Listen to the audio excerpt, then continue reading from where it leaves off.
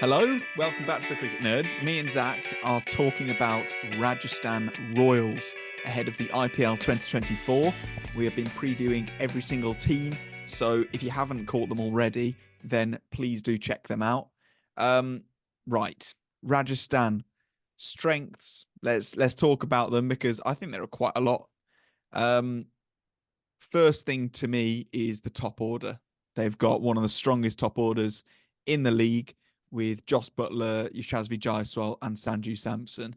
And I think now that they've taken out Devdutt Padikkal, which I think was a shrewd move from them, and got Navdeep Saini instead, I think that's helped their balance because they're no longer trying to cram a top three into four slots.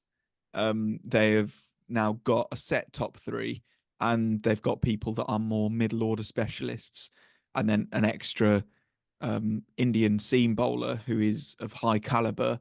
And it's a really good job that they got him because Prasid Krishna has had to pull out through injury. So, what do you think? What do you think about strengths other than top order? I think in terms of their bowling, they've got good backup options for Trent Bolt in terms of in the form of non Nandre Berger. I've probably butchered all the South African names, but yeah, he seems like a really good prospect. Great South African bowler. He's also got that left arm angle which Trent Bolt has as well. So if one of those is injured or can't play for whatever reason, then the other one can fit in that role as well. I think also. Um, that their Indian bowling is really good. They've got Ashwin and Chahal, who are two of the best spinners in India. Avesh Khan seems, I know it can be quite expensive, but he just gets wickets in the IPL. Um, he's just got that knack. And then if you put in someone like Trent Bolt or Berger, then it just adds to it. I think also they'll probably use Rian Parag to good effect as that all-rounder role. He'll probably get quite a lot of bowling time. Um, as will, well, potentially, they've got Abid Mushtaq, who seems to be a decent bowling all-rounder. So they've definitely got lots of options for their bowling, and that seems to be a real strength for me with Rajasthan, an Indian bowling lineup. Um, in terms of their weaknesses, what's your thoughts on their kind of batting from 6 to 9? Because it does seem light. It's yeah. I mean, like in my 11, I've got Ashwin coming in at 8, which and then Mm, like Navdeep Saini or Avesh Khan at 9, and that's it's not great. Like we you'd hope to bat a little bit deeper these days. But I think from 6 onwards, like so Dhruv Jurel, and then they've also got Rian Parag or Shubham Dubey that mm, they've both got incredible numbers, especially in the Side Mushtaq Ali Trophy just gone.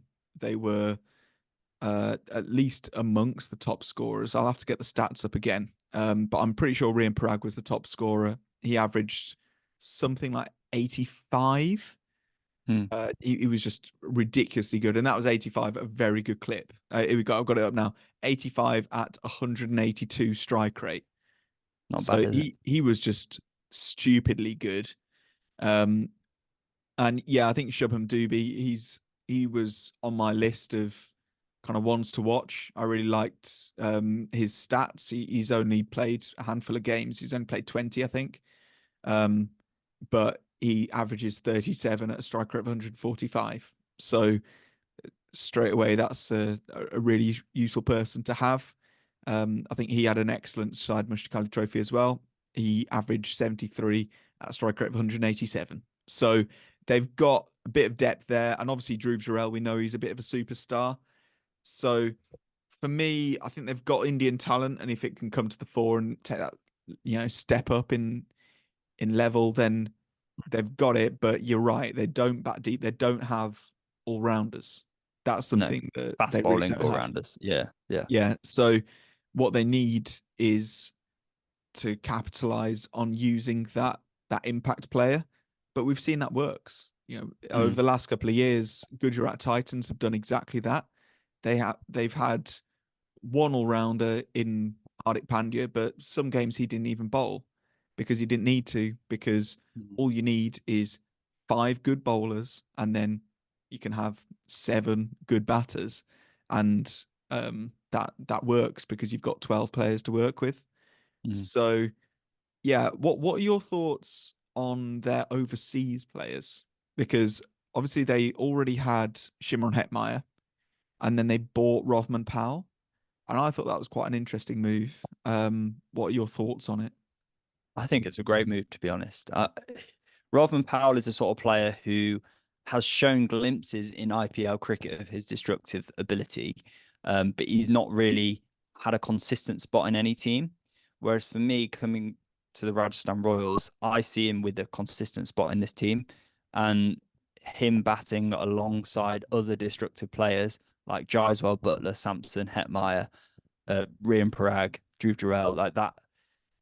It's just a scary looking batting lineup. And if you add someone with the hitting ability that we know that Rovman Powell has within that, I think that looks really scary.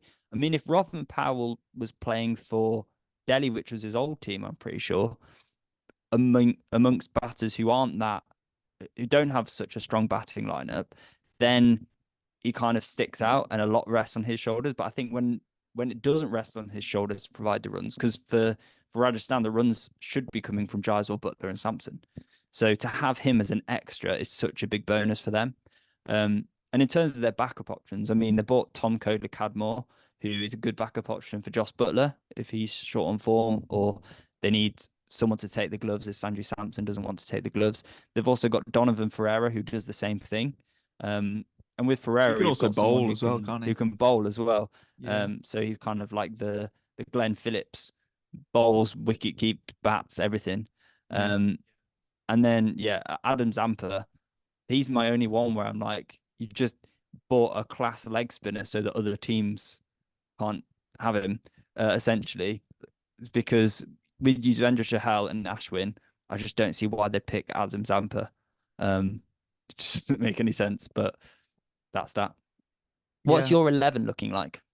Oh, it's it's looking strong, I'll tell you that. So I've got Butler, Jaiswal, and Samson as the top 3. I think that's pretty much set in stone.